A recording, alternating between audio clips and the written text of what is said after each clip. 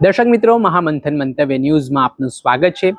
સાબરકાંઠા જિલ્લાના પ્રાંતિજ નગરપાલિકાની વાત કરવી છે, કેમ કે અહીંયા ભારતીય જનતા પાર્ટીને બહુમતી મળી, પણ જે રીતે ભાજપમાં આંતરિક જૂથવાદ હવે ચરમ સપાટીએ આવ્યો છે। 15 જેટલા કોર્પોરેટરોએ એકાએક રાજીનામા ધરી દીધા છે। તેના કારણે સાબરકાંઠાની રાજનીતિમાં ભૂકંપ સર્જાયો છે। આ સમગ્ર ઘટના છે તેની શરૂઆતથી જ વાત કરીએ તો જે નગરપાલિકાના નવા પ્રમુખ બન્યા છે અનિતાબેન પંડ્યા અને તેમના જે પતિ છે જિગ્નેશ પંડ્યા, તેમના પર આરોપ છે કે તેઓ એક હત્તું શાસન નગરપાલિકામાં ચલાવી રહ્યા છે।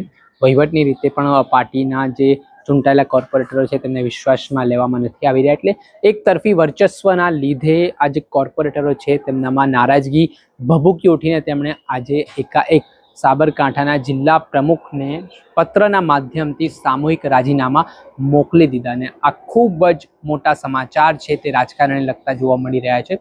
આ ઘટનામાં આ વખતે ભારતીય જનતા પાર્ટીમાં જે શિસ્તતાના ધજાગરા નેતાઓ દ્વારા ઉડાવવામાં આવ્યા છે, જે આંતરિક જૂથવાદ અને નારાજગીઓનો દોર છે તે જ્યારે ચૂંટણીની ટિકિટની વહેંચણી થઈ હતી તે દરમિયાન પણ જોવા મળ્યા હતા, ત્યારે હવે નવી બોડીઓ છે તે અલગ અલગ જિલ્લાઓમાં તાલુકા પંચાયત, જિલ્લા પંચાયત, નગરપાલિકાઓમાં બની ચૂકી છે।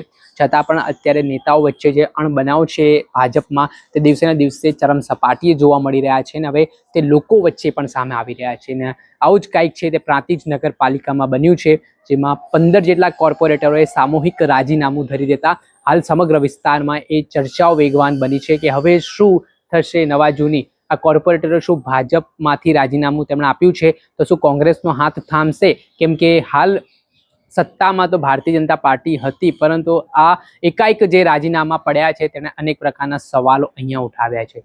જોવાનું રહ્યું કે આ મામલાને લઈને ભારતીય જનતા પાર્ટીનું મોવડી મંડળ આ જે નારાજ થયેલા કોર્પોરેટરો છે તેમને મનાવવામાં કેટલું સફળ થાય છે કે પછી આમાં કંઈક નવા જૂની આગામી દિવસોમાં થાય છે તે જોવું રહ્યું। દર્શક મિત્રો, આવા જ નવા વિડીયો સાથે આપણે માહિતગાર કરતા રહીશું, પણ અપડેટો આપના સુધી પહોંચાડતા રહીશું, એટલે મહામંથન મંતવ્ય ન્યૂઝને જોતા રહો, લાઇક કરો, શેર કરો।